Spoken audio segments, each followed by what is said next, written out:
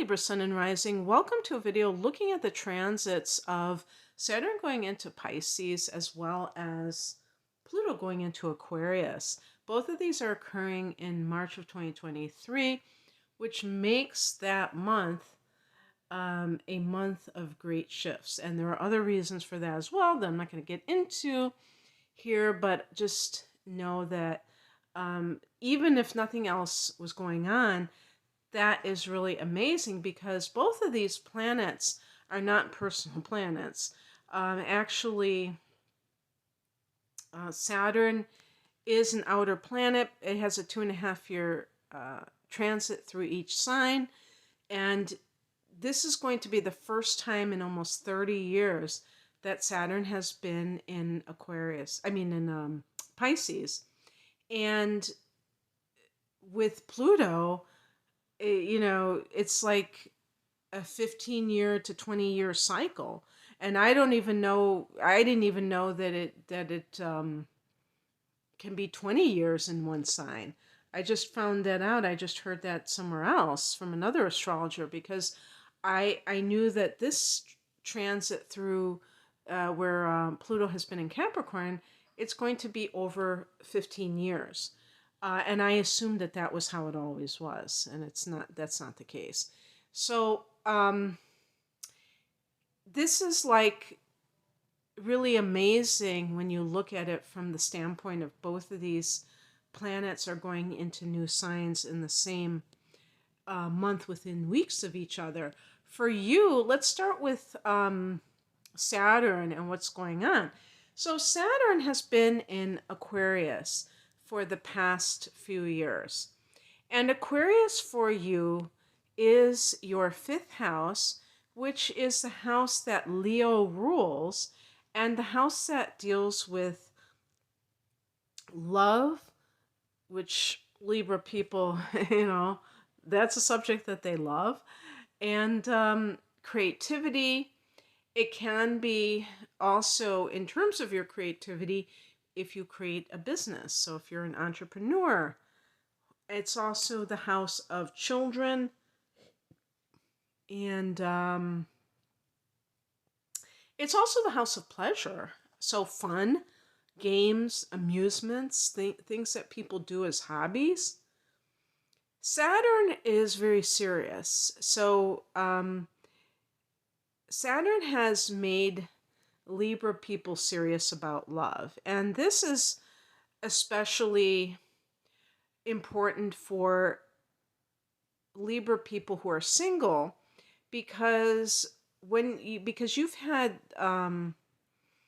Jupiter going through this house recently as well in Aquarius. And when Jupiter goes through the 5th house, it's all about good times. It's all about socializing and just grabbing the gusto, to quote an old beer commercial.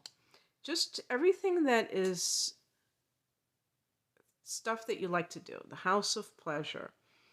And Jupiter expands that ability, but also maybe the desire to do it. And love too, having a lot of love affairs. That's what the 5th house can be about too, like more of the short-term thing, but it is about love itself. So when Jupiter goes through your 5th house, you might have a lot of opportunities to date. When Saturn goes through the 5th house, it's very sparse.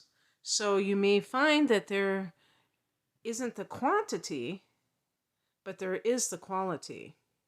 And you are more selective because you are serious about it. Saturn is very discriminating. Saturn is about paring things down, not about being indulgent, about being, disciplined.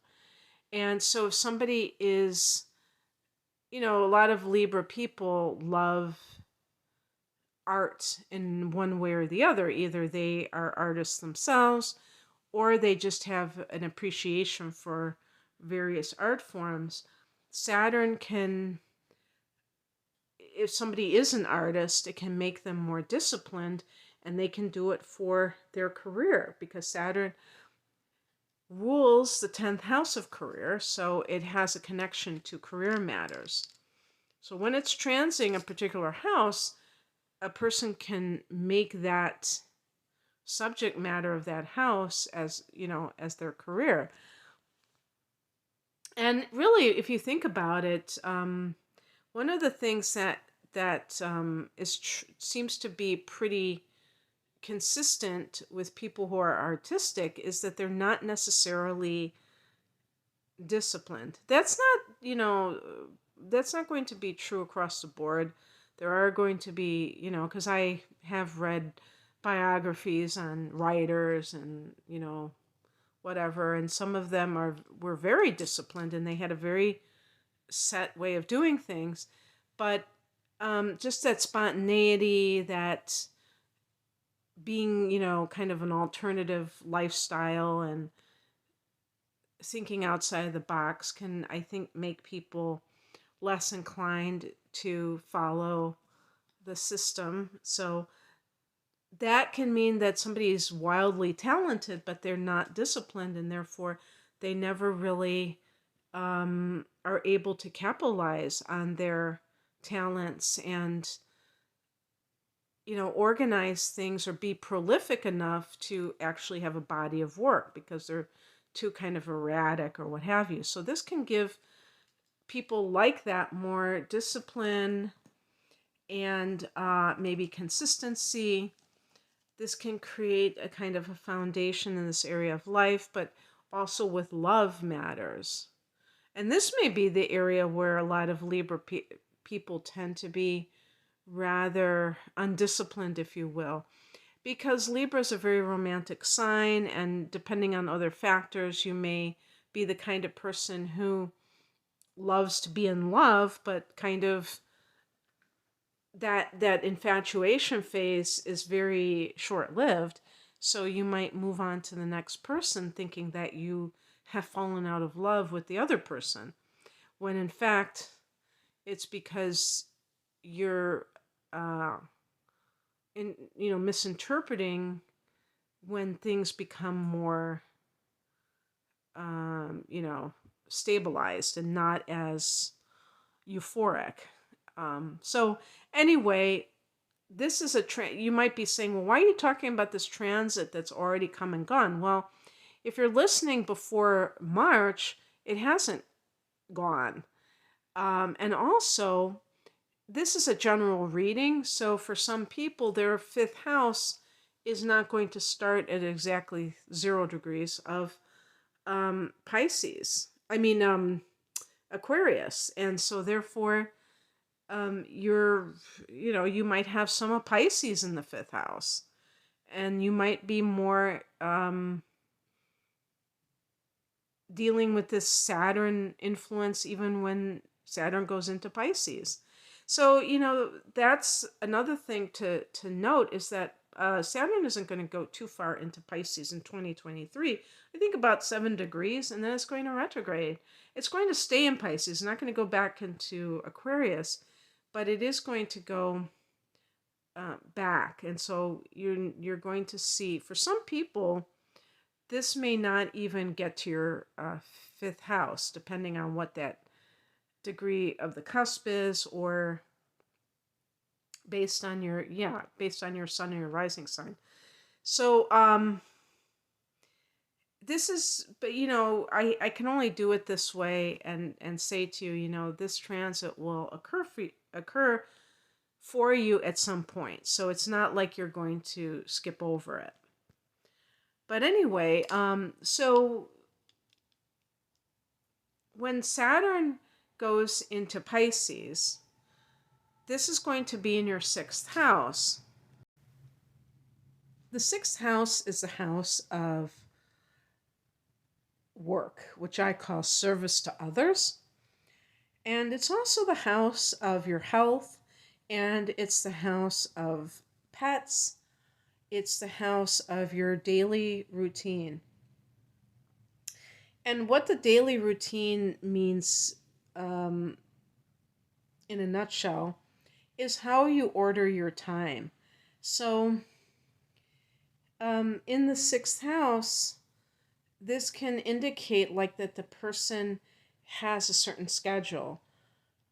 You know, for instance, if Uranus goes into that sixth house, the person can favor a schedule that is more unpredictable, that they may gravitate towards that. They may not want like a 9 to 5 job or doing things in a very regimented way. They might want more unpredictability in their life at that particular point. When Saturn goes into your sixth house, you're going to favor the kind of regimented lifestyle that is more on a very tight schedule. And there may be certain other reasons for this, because Saturn in the sixth can just give a person a very serious attitude towards work. Rolling up your sleeves and getting down to work. You may be working harder. Again, when we talk about foundations, this may have something to do with that. Now, since Saturn, as I record this, is still in the fifth house as of January of 2023, and therefore is in that house of the business that you own, some of you may be planning on launching your own business. If that's the case, when Saturn goes into the sixth house, it can be that you have to really do some old-fashioned work. Maybe a lot more than just going to work. A lot, people may think that if they own their own business, they can choose their own hours, they can do all these things, themselves, but sometimes they may have to put in a lot more hours than if they just had a 9 to 5 job, because they're trying to get things off the ground. And so especially if they don't have, other people to help them, they may be on the front end doing a lot of work. And it's not to say that you won't enjoy this work, especially if you feel like it's your baby, you may enjoy it immensely. But it's just saying it's going to take some elbow grease. And this could be, I can also see if somebody is like starting a career, maybe either, you're fresh out of college and you have to really pay your dues and you have to start, in an entry level position and kind of do a lot of grunt work. Or if you're changing careers, maybe you're in midlife and you're changing careers and you have to start at square one. And it's like you may have attained a certain level in an old career, but now you're, back to kind of like having to really pay your dues. And that's just how it is for the time being. Remember that this is like a 2.5 year transit. Now, depending on houses, like when I've done private readings, some people have very big six houses. They might have, it's almost like the equivalent of 2 houses. So the transit might last almost twice as long in that house. So I can't say for sure, how long it's going to be in that house, but I'm just saying, like, if we take, 30 degrees for a house, then it would be about, 2.5 years or less than 3 years in that area.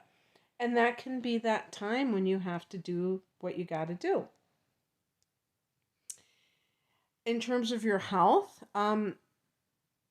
you may not be able to get away with as much health-wise. You may have to be very disciplined about your health. If something, does come up that forces you to kind of pay attention to your health, and you might have to have a more strict diet or exercise, and do certain things. Saturn rules structures, so that can include the skeletal system. So you might have some kind of physical therapy, or maybe this is in terms of the work that you're going to do is related to that kind of area of life, because the sixth house, I mean, it could even be the healthcare field, and with Saturn, it can be maybe it's something like chiropract. Do you say chiropractic? Or physical therapist or a yoga teacher, something like that. And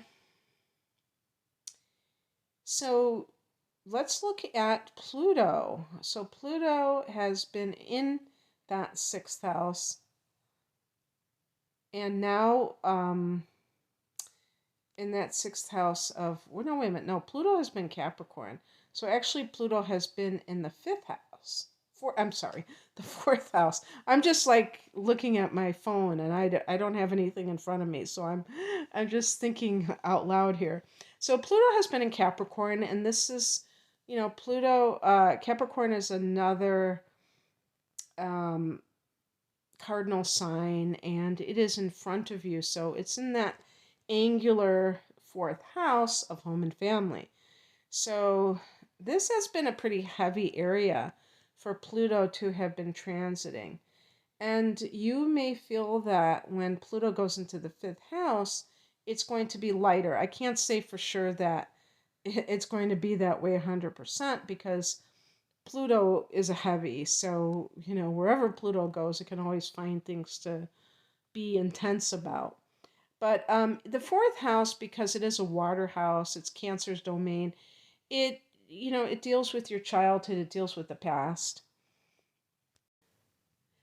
And this can be a time, Pluto could even be like psychotherapy. So some of you may have actually um, sought help to deal with certain things that, from your past that have been still weighing on you, or that you find it hard to kind of move on about. And this is, I've remarked on multiple videos on YouTube that I really feel that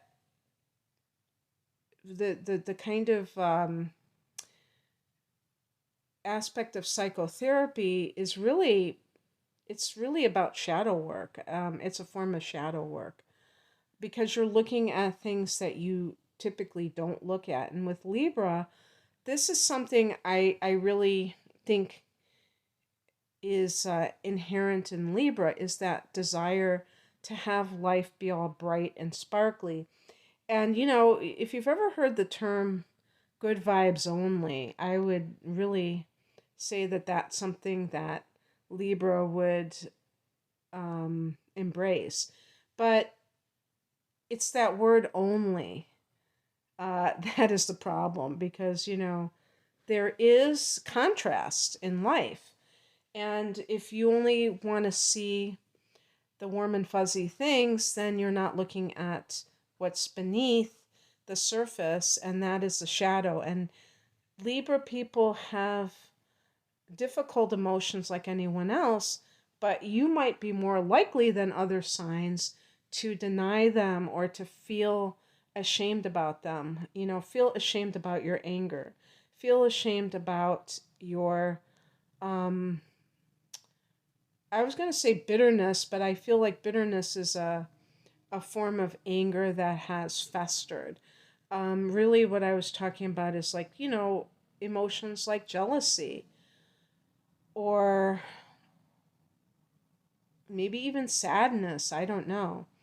But the point is that you may have had events occur that forced you to really look at these things unflinchingly. And if you flinched, you might have like decided to, enlist assistance from a therapist to help you sort things out. But in any case, this transit is going to be over with on March 23rd. Pluto will go into Aquarius, and that will be a fellow air sign. And so Just because of that alone, it will form a trine with Libra, Sun, and Ascendant, which is the most positive or easy aspect, meaning that the energy that is generated from that contact between those two planets is very cooperative. So it makes it easier to manifest things that they represent. So uh, this would be, especially as it pertains to personal power. And so when Pluto goes into your fifth house, and we're talking about those areas that I had just mentioned, like, for instance, love. I mean, this could be, you have to watch out because you could meet somebody who is very controlling. Pluto is one of the rulers of Scorpio along with Mars. So it could be a actual Scorpio individual. And some of you, Sun in, I was going to say Sun in Pluto, Sun in Libra people, you have inner planets in Scorpio. You might have Venus in Scorpio. You might have Mars in Scorpio, and you might be attracted to such a person because of that, even though your sun is in Libra. So the point is that I'm not saying that Scorpio people are evil, bad, stay away from them. It really is kind of like symbolic of this kind of I'm talking about a type of person, doesn't have to be a Scorpio, it could be any sign, who is controlling, who is obsessive. So, and I joke about a stalker type of person, but it's not a joke. I mean, it's very scary, it's very serious. I'm not saying that this is going to happen, but what I'm saying is that Libra is a sign that really is looking for a relationship. And if you think about people who get involved in these kinds of obsessive relationships, they always say, what are the red flags? Well, the person may push the relationship very quickly, like, you know, let's move in together after 3 weeks, or like very, very fast. And a lot of people would go, whoa, that's weird, man. That is way too fast. This person, seems like they're kind of like controlling or desperate. And that alone would make that other person kind of like pull back. But the other thing is that these people,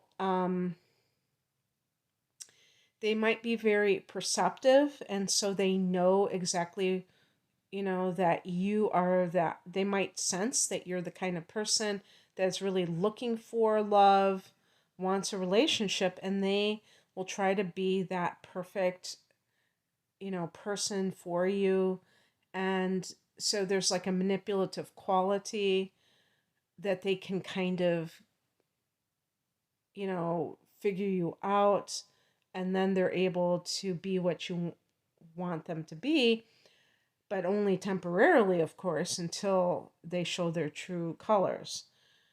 And by then, you're in too deep. So that's why I'm saying is that be careful about who you let into your life at a deep level, because this could be a very charming person, but a very manipulative person. Um, and they use charm as that form of manipulation. And on the other hand, this could be the most transformative love that you'll ever have in your life. Maybe it's your soulmate, even. So I'm saying two diametrically opposed things because it is possible that it will play out in a totally different way. They say wherever Pluto is in our natal chart, that this is the area of greatest transformation. Well, I would say that as a transit, that would probably be the same thing, although shorter term, not permanently, but for the time being. That this is a very profound thing. But obviously, something that's very profound can have a lifetime effect if this is a person that, really influences you and is just, you know, in your life at that time and becomes your life partner, perhaps. The other area, like I said, that could be going on here is creativity. So this could be creating a work of art that is so powerful that it moves other people, immensely. Um, this could be you coming into your power as an artist.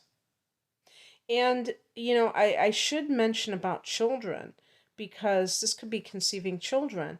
You may conceive a child that is a child who, it could be a Scorpio, but it could be a child that you have power struggles with.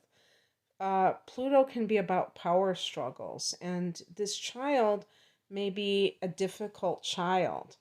And maybe this child is very willful, and you always have, um, and you might even sense from when they're born that something isn't quite the same. Because I am not a parent, but I have heard other women talk about, that they could sense certain things about even when there was a baby, that this child was different than their other children in terms of the way that they interacted with them. It wasn't as easy, maybe.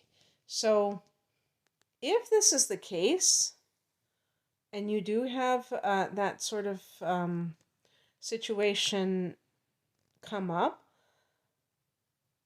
it can be like a major transformative experience because it can help you to see parenthood or motherhood, if you're a woman, in a more in a higher sort of way. I would ultimately say, because um, it ceases to become about you being the in control, because you would have to uh, handle this child in a way where it doesn't become a power struggle. Maybe you do give that child more leeway because you know that they're going to rebel against you if you try to, treat them in a way that makes them feel like they are under your control. So you have to, maybe you do things that allow them to feel more in control without just completely abdicating your role as the, parent. So, this can be, I think the fifth house is the house of speculation, so it can involve gambling. But I think that might also be the stock market, and Pluto can be wealth. So, without me, encouraging you to play the stock market, because I do think it's like, I think we should call it playing the stock market, like playing the lotto in a sense, like we're gambling. But you might have some investments that really pay off during this time. Who knows? So, anyway, I think I've covered all that I wanted to talk about. But Pluto is going to go back into Capricorn. It's only going to 0 degrees in some minutes. So, it will be going back into your fourth house. So, you're not done with the fourth yet. So, there's still a little bit more to deal with there. But I think I covered everything I wanted to, and I hope you enjoyed this, Libra. And if you'd like a personal reading, you can click on the link below to learn about the different types of readings I offer. Thanks for listening. Take care. Bye.